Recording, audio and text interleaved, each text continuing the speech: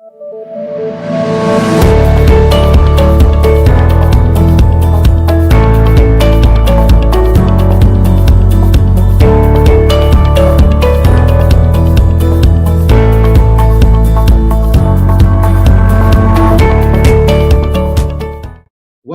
and good afternoon.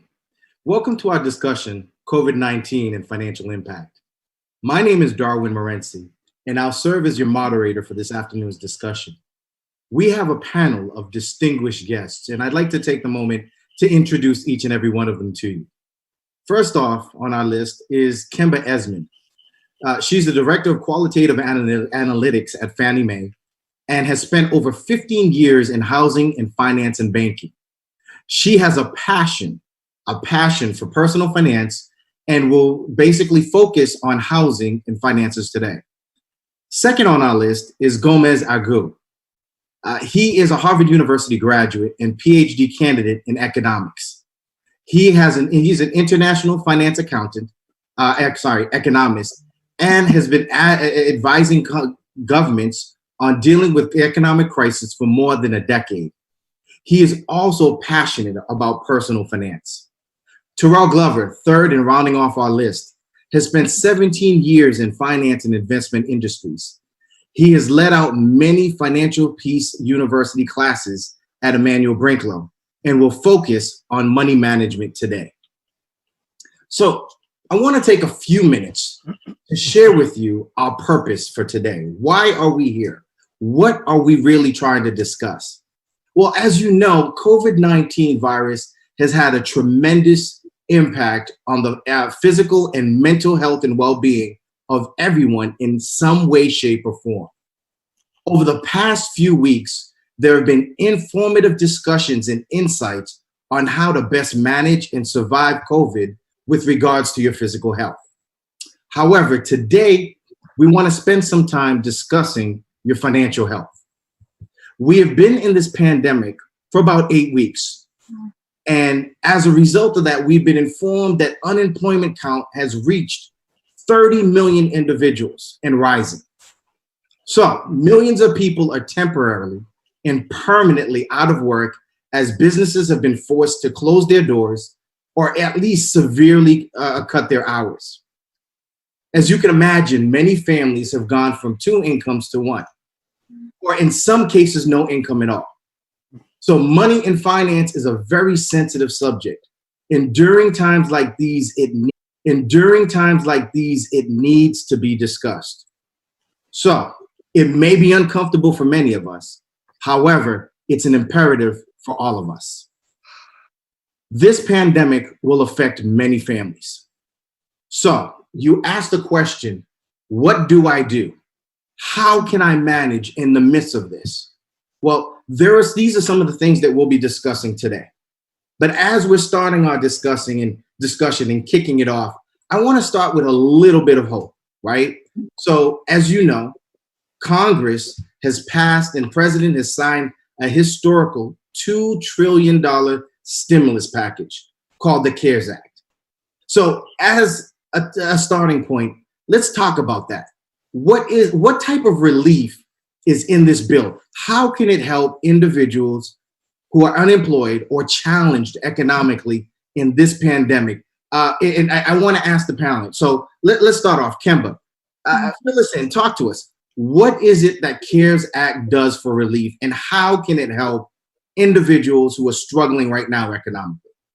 Well, thanks, Darwin. I'm so glad that we're having this discussion because it is so timely. It's interesting. A couple of years back, a mentor friend of mine mentioned to me, she said, Kimba, the one thing you never want to be is broke in America. Right. And this person had a job where they traveled around the world. They were familiar with different economies. And so they said, you just don't want to be broke in America because the safety nets just aren't there. Sure. And so, I was talking to Dwayne a couple of weeks ago, and I said, well, Dwayne, if ever you were to be unemployed, actually now would be the time.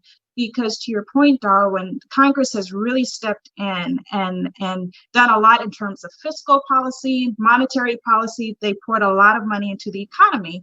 And a part of that is the CARES Act. And so one of the things that I think probably everybody has heard about is the $1,200 payment to everybody. So every American is supposed to get $1,200, every adult, and then every child $500.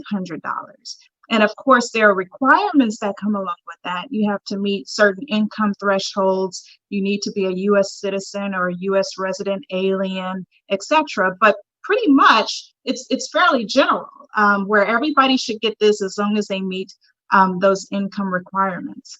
But in addition to that, for those who qualify for unemployment, Congress has kicked in an additional $600 a week in addition to your unemployment.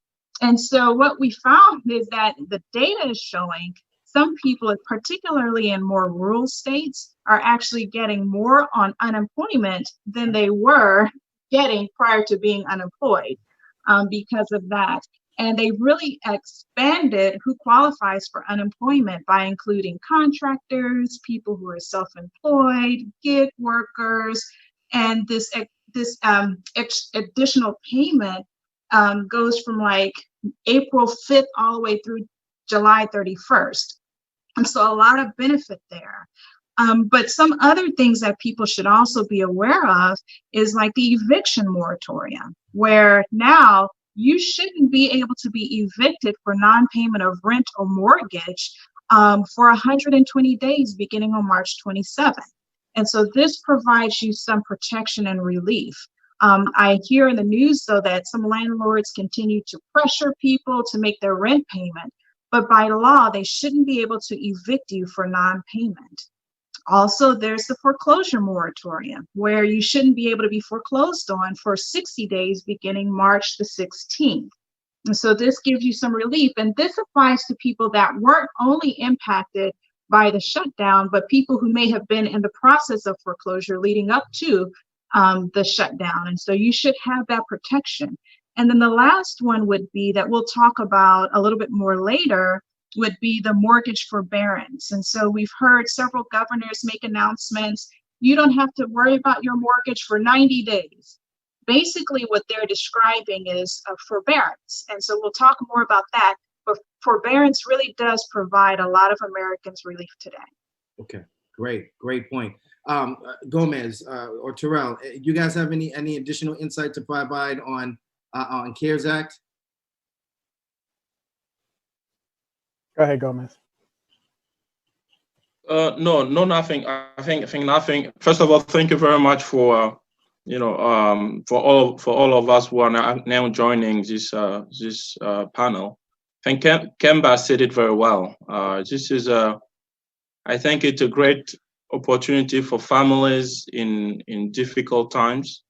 And I think one thing that you want to do is to be very proactive because those opportunities are there, those options are now available. You should be very proactive in making sure that you can get as much as you can. You should reach out to your lenders. You should reach out to the IRS. You should reach out to your landlord and start. You should be very proactive in order to really benefit, because this crisis could be a short but also long crisis.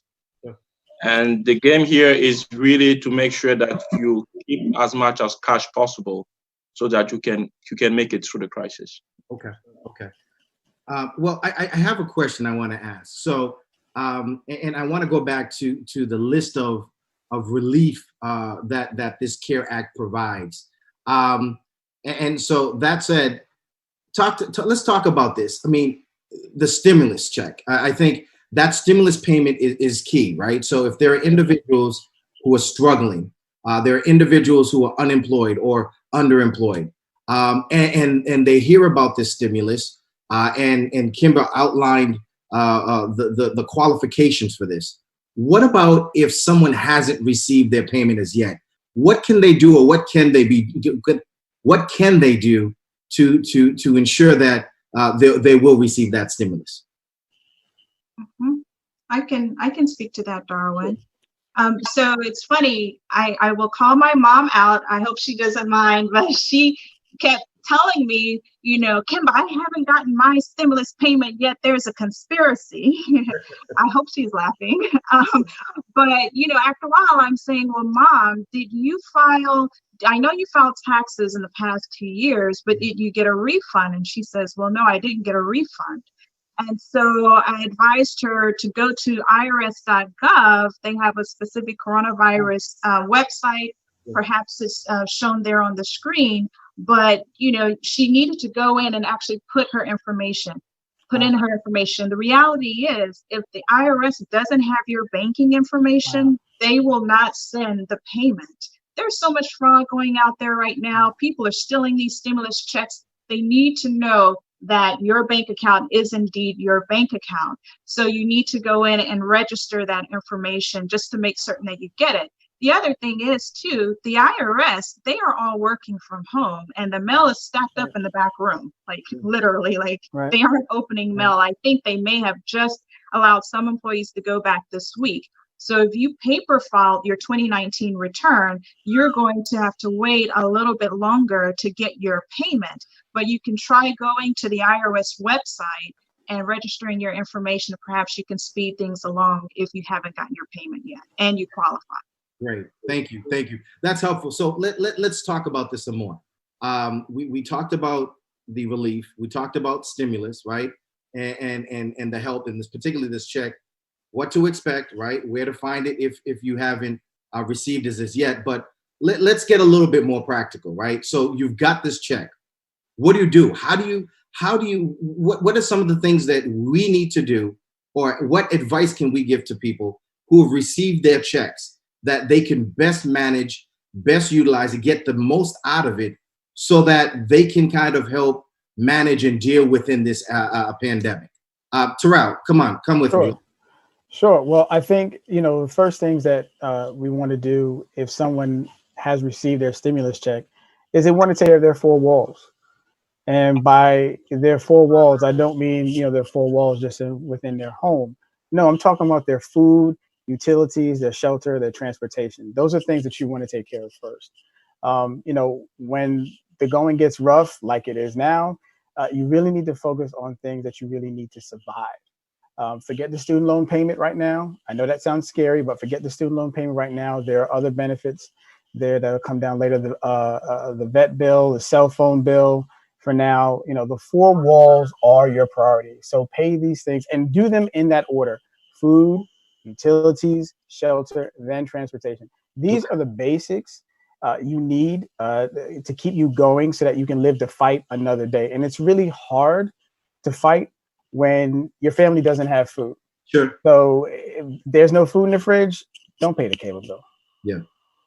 All right. Well, real quick, before we continue that, I understand that we have a question from one of our online viewers, and the question speaks to the stimulus payment that everyone's expecting.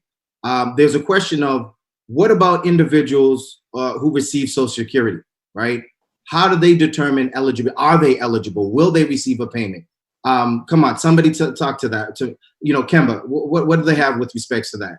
That's a great question. And the answer is simply yes. They qualify for the stimulus payment as well. Like I said, it's pretty broad in terms of who's included and eligible. The main criteria is that income level.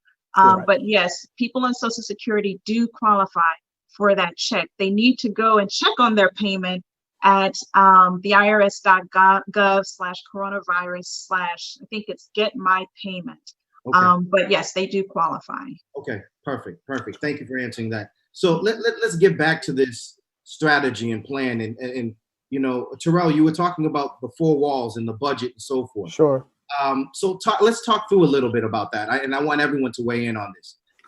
I'm sorry, go ahead. Go ahead.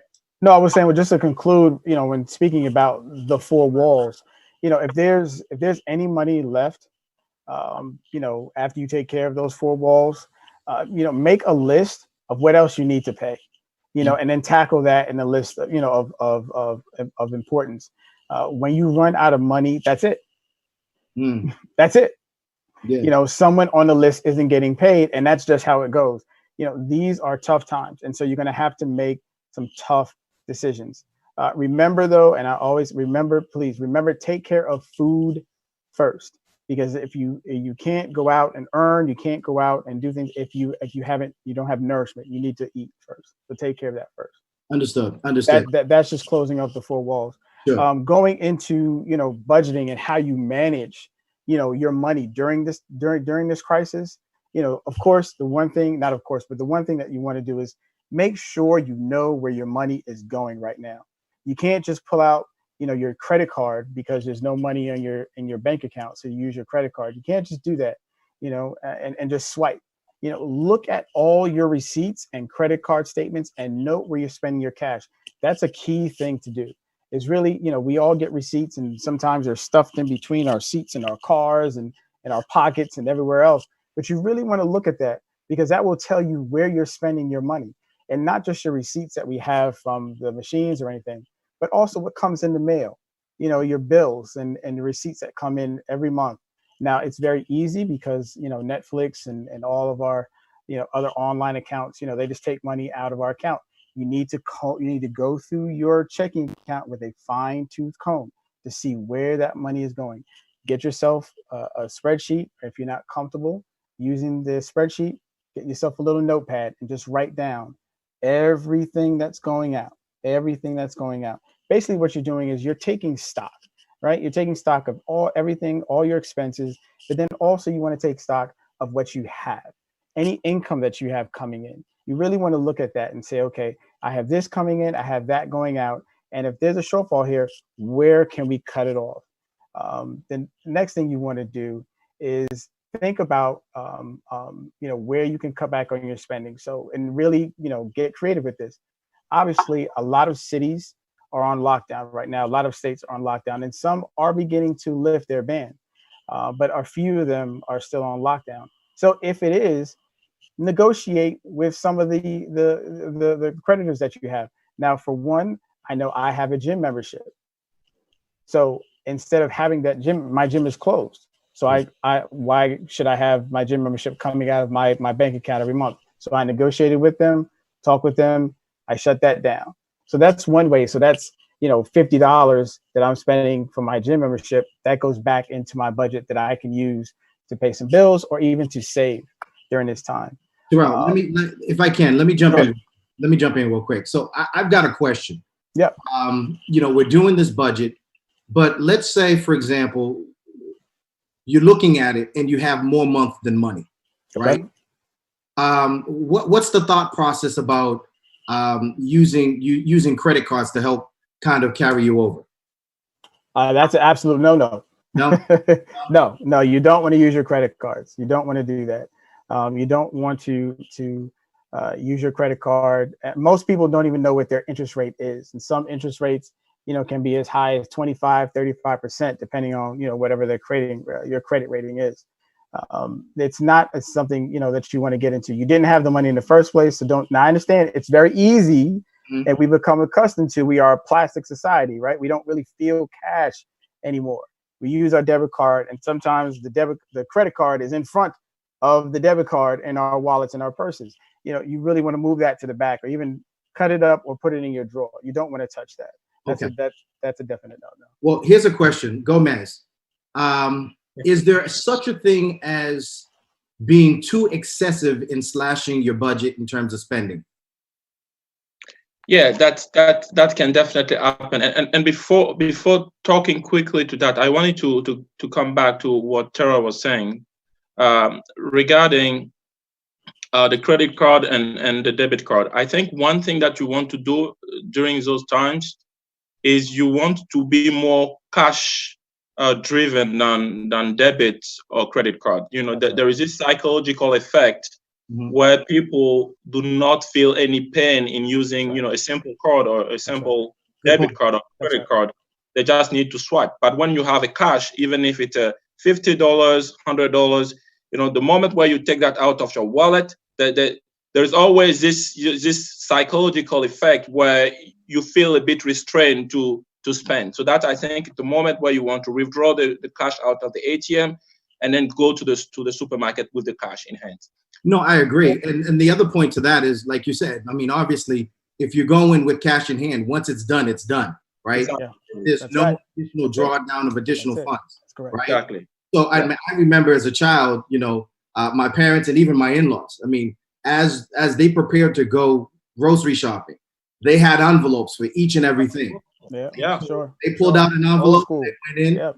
they purchased, and once that envelope was empty, pack it up and leave. And if we had more on the conveyor belt than what was able to be acquired in the envelope, well, the remaining stayed, or at least you prioritize what you were getting. So I like that. That's a great principle. Great. Yeah, and to be honest with you, that's what I'm doing my wife and I were doing in our household. Wow. Not during this time. We've been doing that all around, throughout. That's fantastic. Throughout in our couple time. We always withdraw cash. We do envelopes, and then we use the cash. We go to the supermarket. We only do credit card or debit card if we want to buy something online.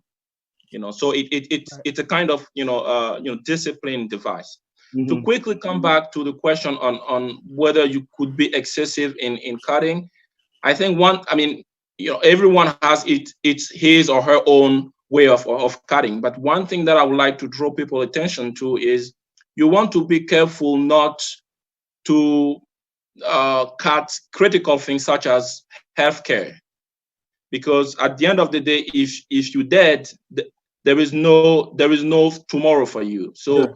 If you have some serious medical conditions, on top of, securing food, utility, and the two other things that Teres talked about, you also want to be sure that you do not cut on your medical or healthcare expenses. Of course, during those times, you could also try to reach out to your PC or your prescriber or the clinic to see to what extent they can allow you maybe to have some, not to pay now, maybe pay tomorrow or in the next month or the months after. Right. But one thing you do not want to do is to stop going to the clinic, is to stop taking care of your own self. That's one. Quickly, the second thing is your kid education. Yeah. Those are tough times, right? But the kids are the future. So when you will be doing your cuts here and there, keep in mind that it's critical that you do not put a serious dent in your kid education, including in the education spending. Yeah. That's the second thing that I wanted to say. Okay. Kemba, do you have anything to chime in with respects to more budgeting insights or how to manage the reduction of spending? Yeah. So one thing I agree with the guys. It's interesting, the dollar, once you spend it, you can never spend it again. That's just the reality of it. Like, you can only spend it one time. Right. And so as people are home, and if you have been impacted, if your job has been impacted, you're laid off, I would encourage people to definitely spend time going through the numbers, organizing themselves, to kind of try to prioritize these things that Terrell mentioned to us. Because to me, it's just a fantastic opportunity to really dig in and to understand where those dollars are going, so that you can begin to say, this is where I really need to focus my funds. Let me work through these other things to make arrangements or to cut them out. Sure. Okay. And Darwin, if I can interject there, sometimes, you have fixed expenses, Mm-hmm. and you can't get rid of them. You just can't. You can't get rid of your fixed expenses, but you can try to lower them. And I believe that's what Gomez was talking about. You can try to lower, negotiate. Always negotiate. You try, call them up and negotiate. And because they understand, companies understand, and companies are making all kinds of payments and credits, for people right now, and they're making things available for people. So I would definitely say negotiate. I would also say, request if you need to, request deferment on your mortgage or other loans. These are things that are available to you now because of that CARES Act. You can do that. You can make a request for deferment or your other loans. You talked about, your grandparents and groceries. Right now, all of us are home, which means we're, a lot of times that we're eating more, we're spending more on groceries. Make a plan and a budget for the groceries you need most, and have backup options for that. Because when a lot of times we go to the grocery store, the shelves are bare. So what do you have to do? you're left with, well, I need this, have backup options. And again, keep track of the money that's coming in and as well as the money that's going out. And the last thing I want to say is, budgeting, when we talk about money, it's not fun. It's not fun to sit there and to go through your account and to see where you're spending. Sometimes there's shame that's there because you see where you've been spending and where you haven't been spending, where you haven't been putting your money. And so I would say, we have to take our shame out of it, take our pride out of it. And really, before you do that, say a prayer. Sure. Get an attitude of, Lord, I need help during this time and I need you to help me. So you really want to look at it, take it from that perspective, and then make fun out of it. Make fun out of budgeting, man. Don't make it so just number crunching hard stuff. Make fun out of it. Once you do that, once you do the hard work, go take a walk, around a area that you've been wanting to look at for a while, drive somewhere, take a drive. Now, don't spend any money, but take a walk, and do something fun, or do something fun with your family. We need to enjoy these times that we have with each other. Sure. Well, Terrell, I want to interject here. Yeah, sure. And again, I'm putting this out to everyone. So as you know, people are struggling. They're trying to make ends meet. Cash is low. Talk to me about the whole notion of payday loans, right? It's a real conversation out there. I know that, stewardship, we've been pushing, but what can the three of you, what information or advice or caution can you give to individuals who are really cash strapped and they're thinking about payday loans as a possible solution or a possible way out, or even a possible short-term way to fill the gap? Gomez, come on. One thing that I would say is that payday loan is really not a good idea. It's really not a good idea. I understand that people might be very stressed those times and stressed out, but payday loan will definitely put you in another trap. If you are trapped, you're basically creating another trap. And one thing that you don't want to do during this crisis is to create your own personal crisis by going to the payday loan, because what will happen is that A, you will have to deal with the limited cash situation that the COVID-19 has created, but B, you would find yourself in having to deal with very, very high interest rate that you will have to deal with. And that sometimes is a kind of never-ending cycle, which will keep you in that hole for a very long time. So you don't want to do that. Okay. Yeah, it's the same thing with the credit cards. The same thing, the answer is, don't go to the sharks. You didn't have the money in the first place. And as, we talked about it some time before, where, if you borrow, $100, you borrow $500 and you end up owing $600. That's not a situation where you want to get into. It really isn't. And it's not something that we're already at a high stress level. You don't want to add more stress to to yourself and to your family.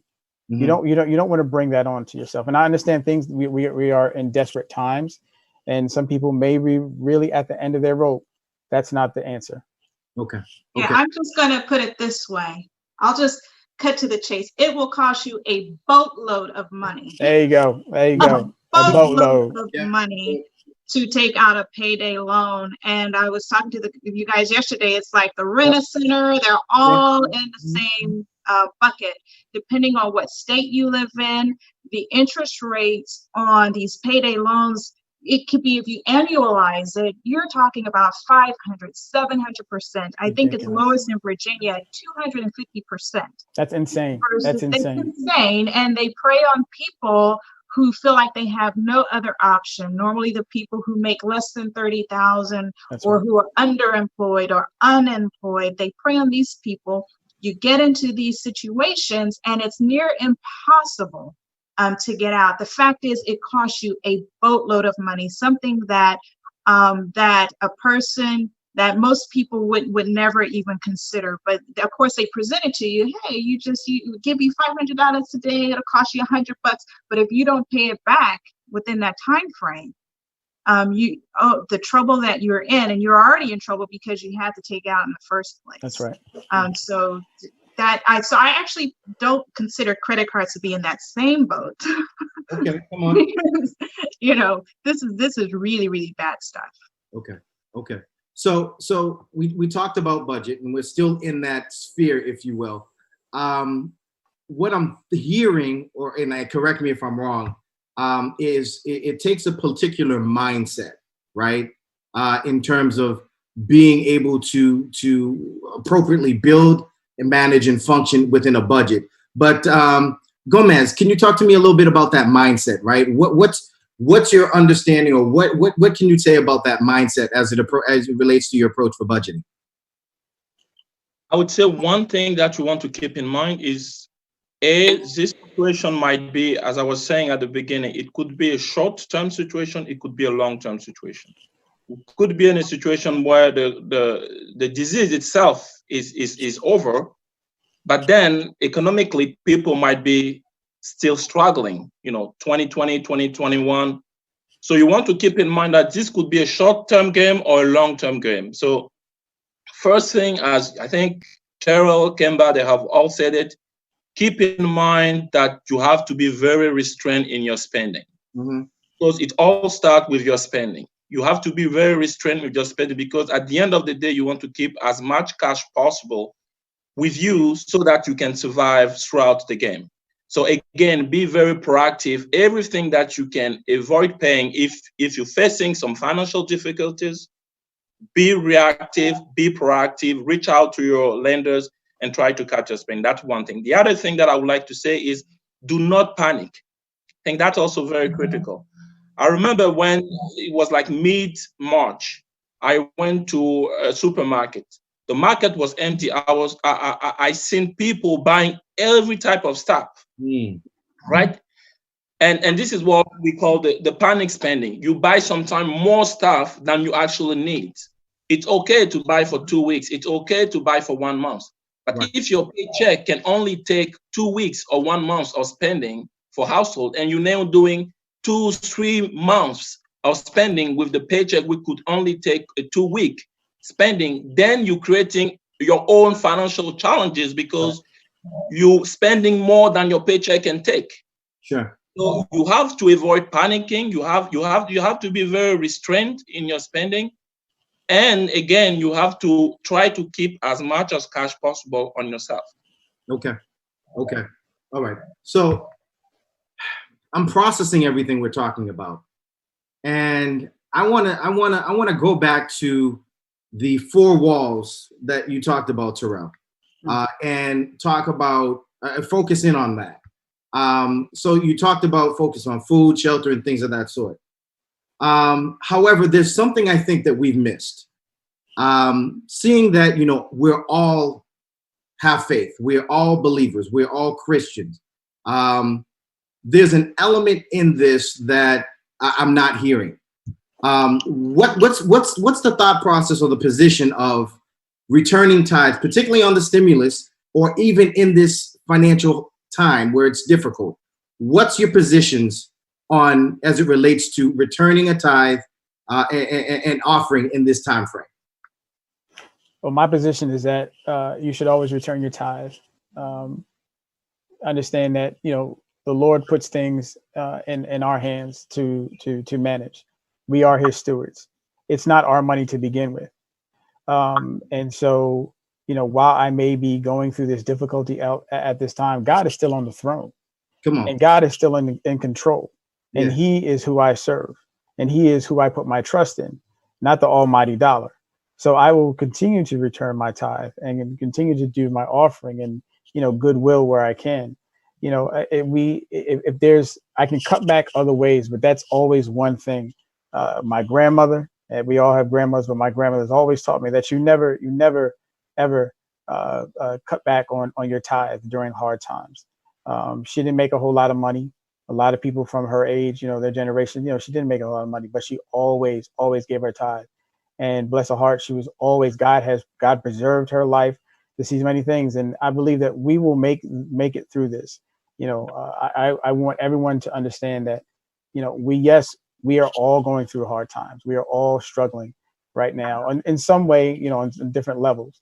But one thing that you don't want to do is that you don't want to stop your giving with your tithe and your offerings.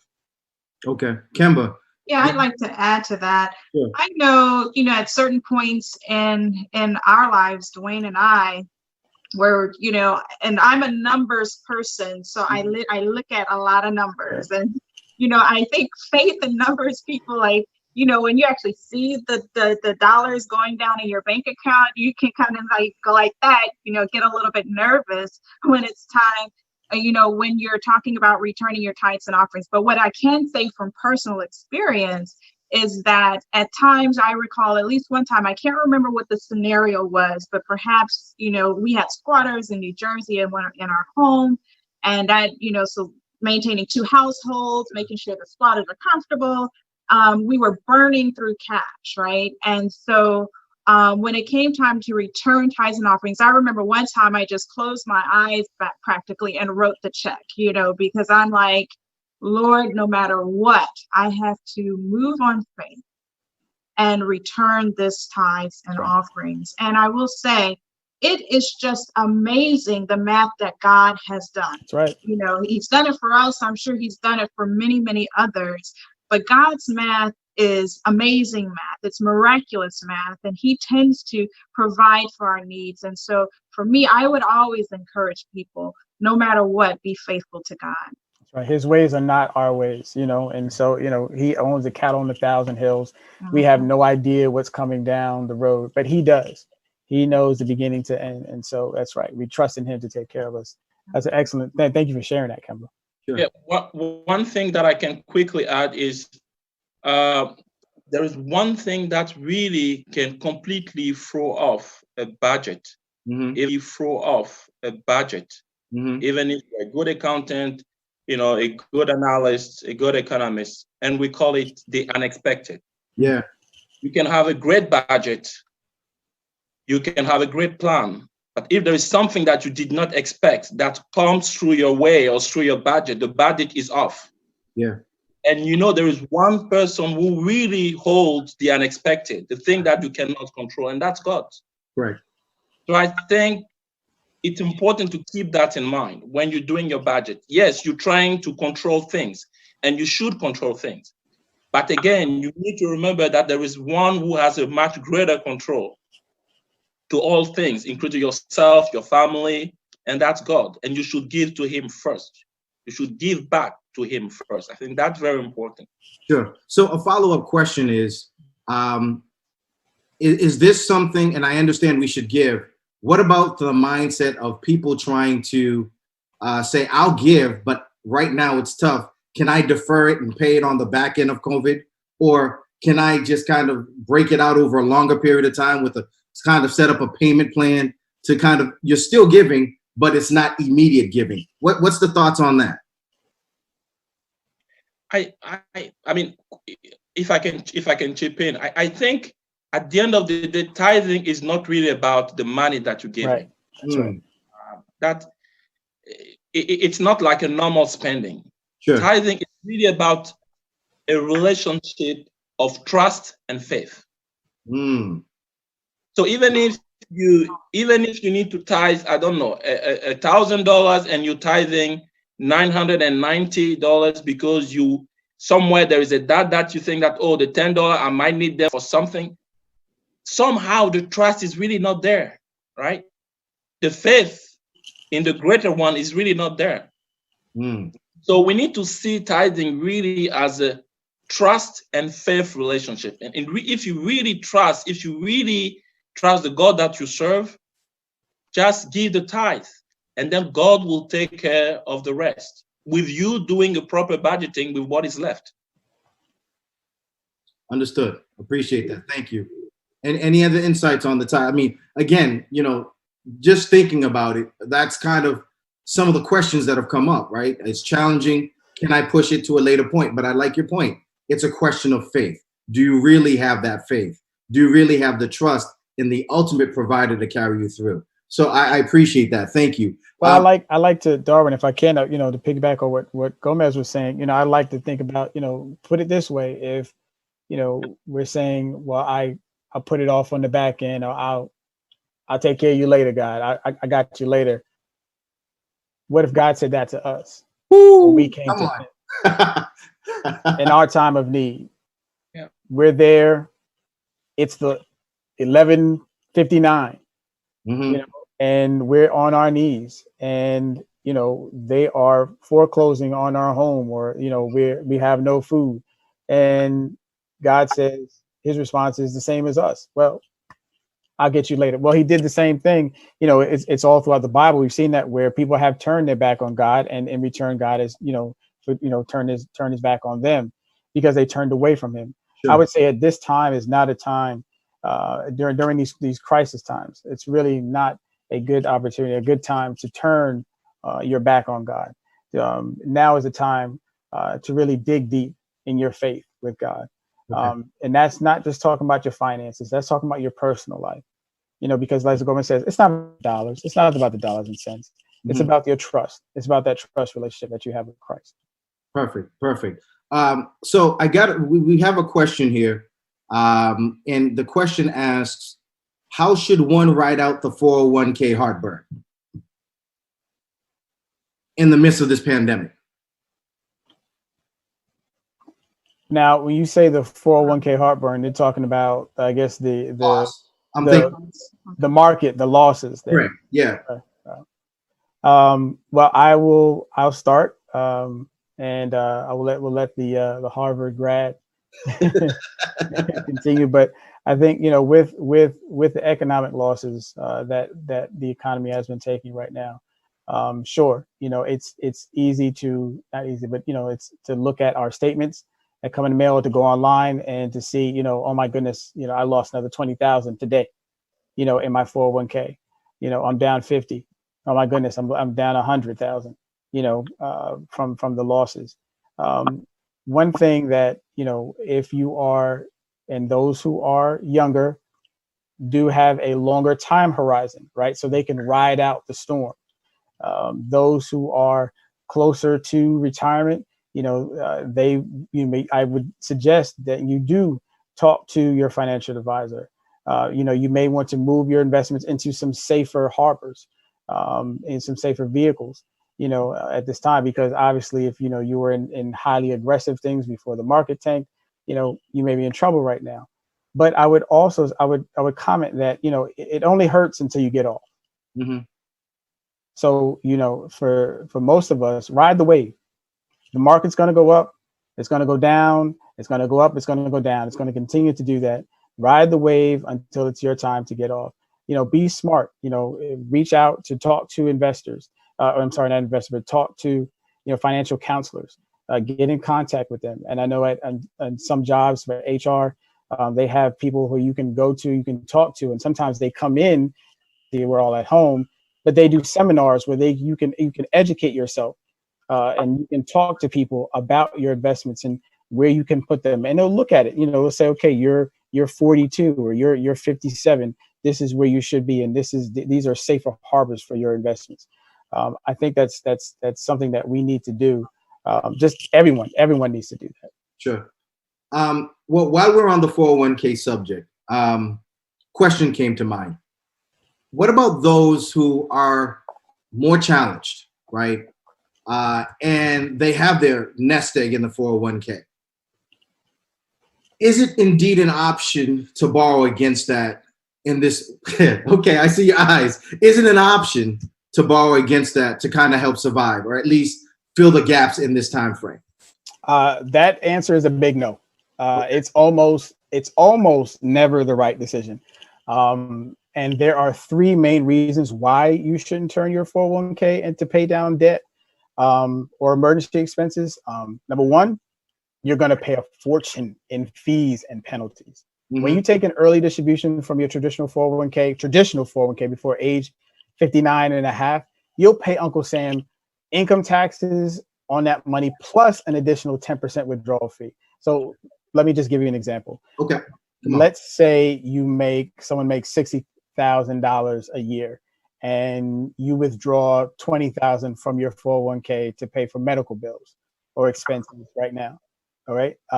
You're probably somewhere in the 22%, tax bracket or so, which means that, the government is going to pocket probably about $44,000 of your 401k and your income taxes, and $2,000 of that in 10% penalty.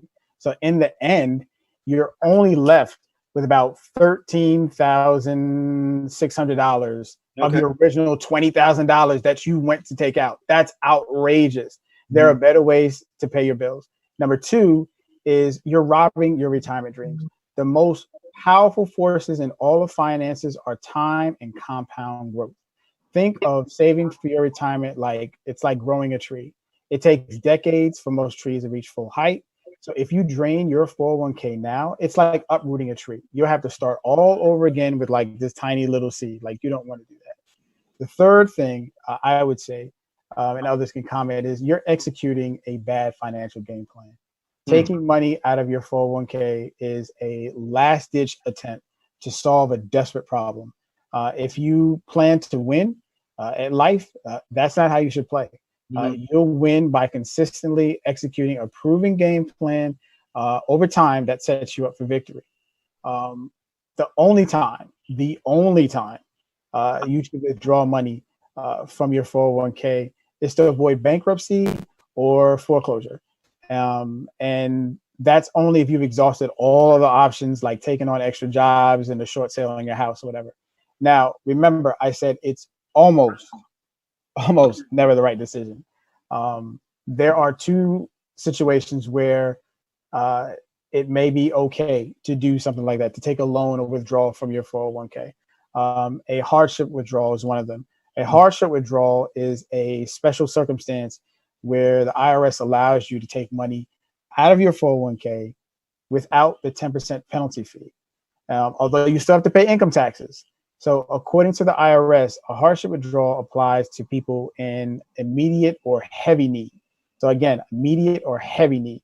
According to the IRS, a hardship withdrawal applies to people in the circumstances. The IRS is saying it says immediate or heavy need.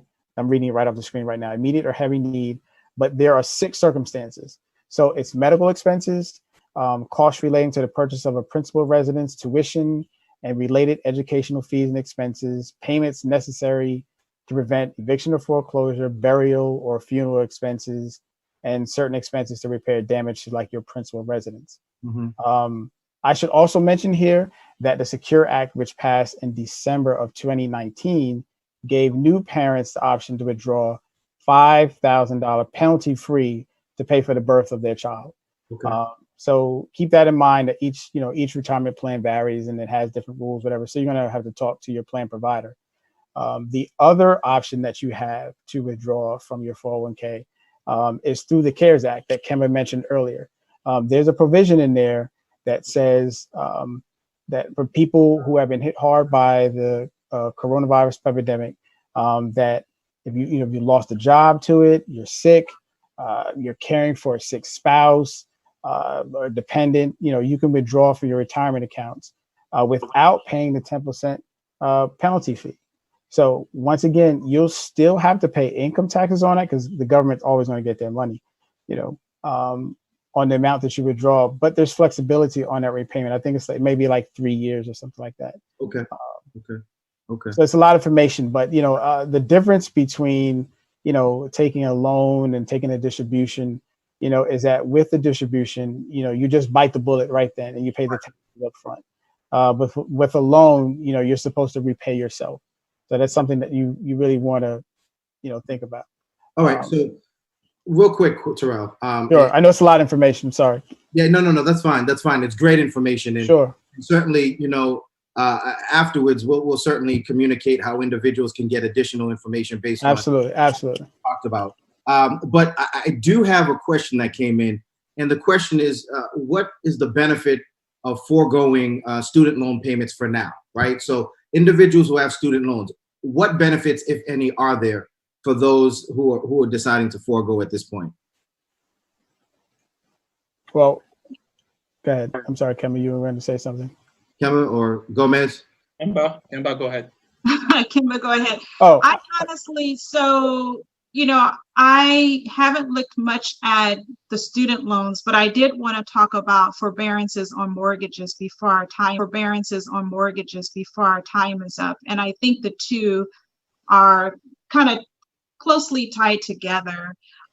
For the CARES Act, in terms of forbearance on mortgages, what it provides for is for you to be able to make partial monthly payments or to not make payments at all for an agreed upon period of time. And I think it probably works very similarly for the student loans, although I think they have a September date in which as a reprieve in terms of having to pay those student loans. I personally would take advantage of it if my income was impacted, because right. It gets back to that whole conversation of prioritizing your expenses, negotiating the ones where you can either reduce or postpone, etc., to conserve your cash.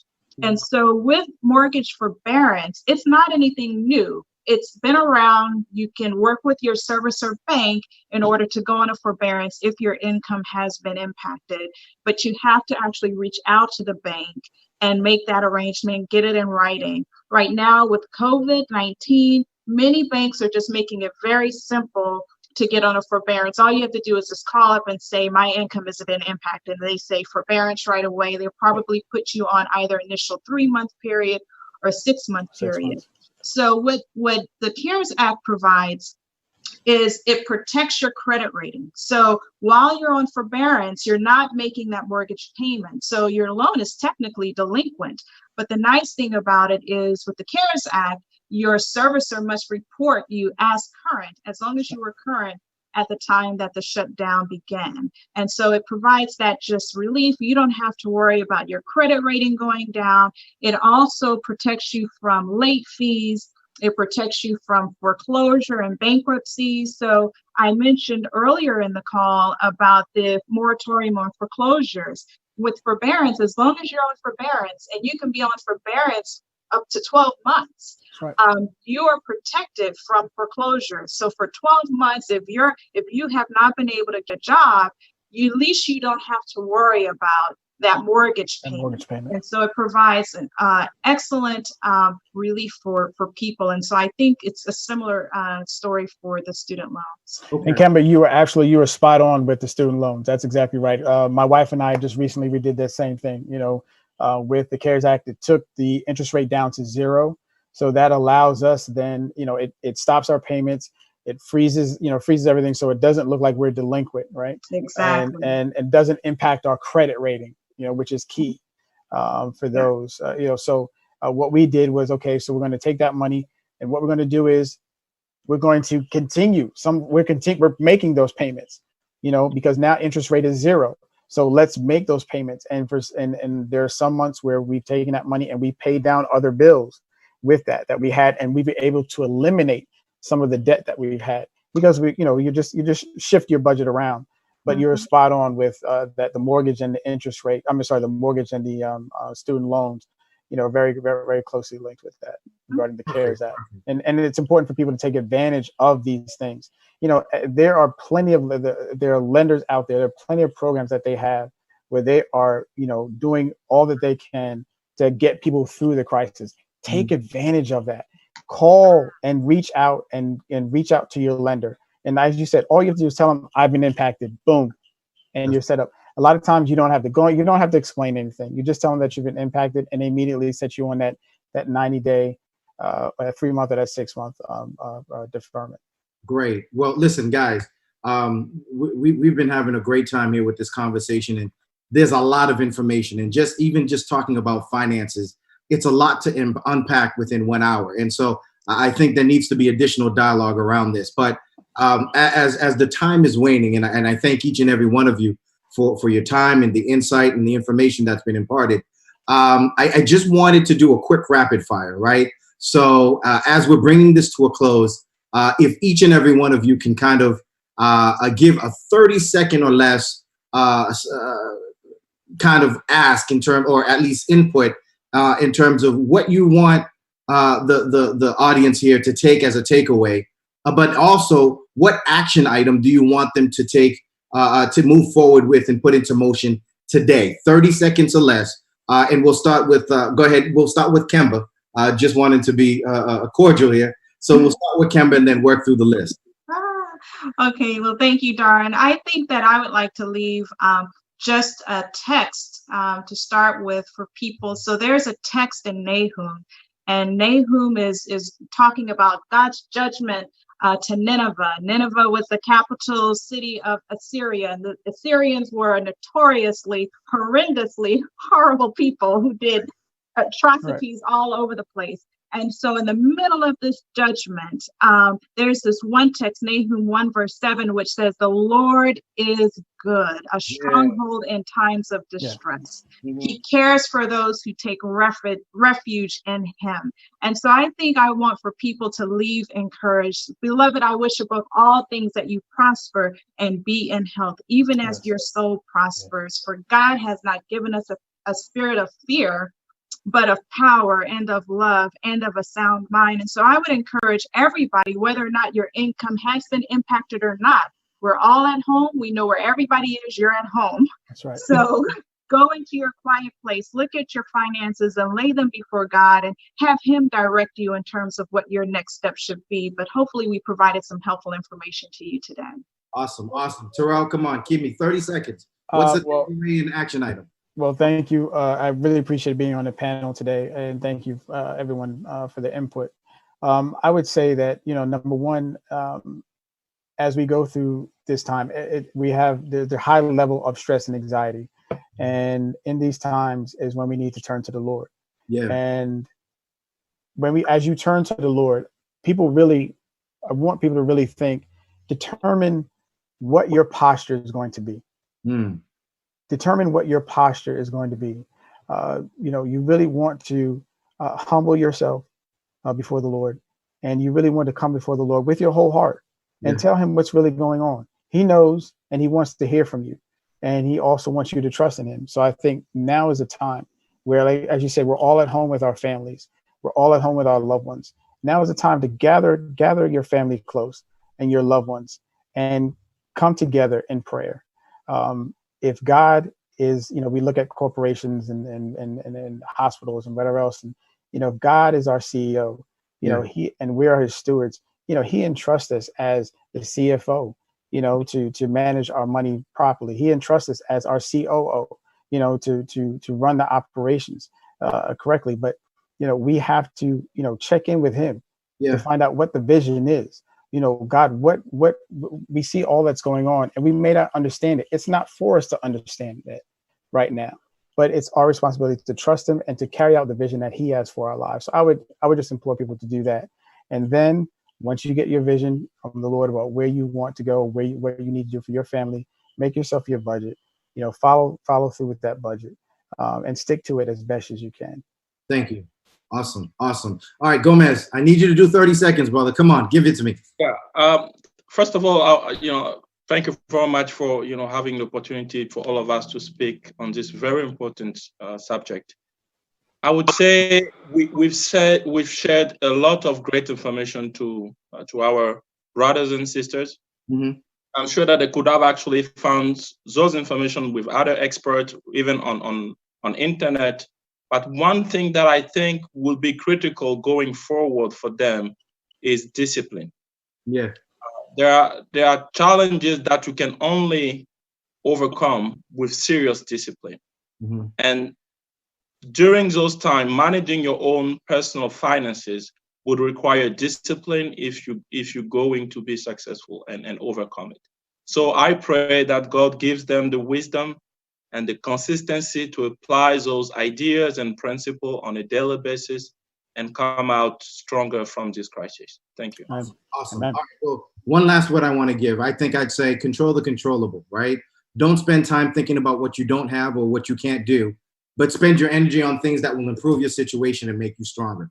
Most importantly, pray, right? Have a schedule, organize yourself, reach out to others. And just an example, every morning I get together with some brothers and we pray. And so, as you mentioned, Terrell, God's our CEO, COO, CFO. Lean on him and not on our own understanding. In all our ways, acknowledge him, and God, he will direct our paths. I'd like to thank you today for joining us on part 4 of the COVID discussion. Please check us out on Facebook, Twitter, Instagram. If you have any additional questions about anything that we discussed, please feel free to email us at stewardship@brinklowsda.com. We're here to help. We would love to help.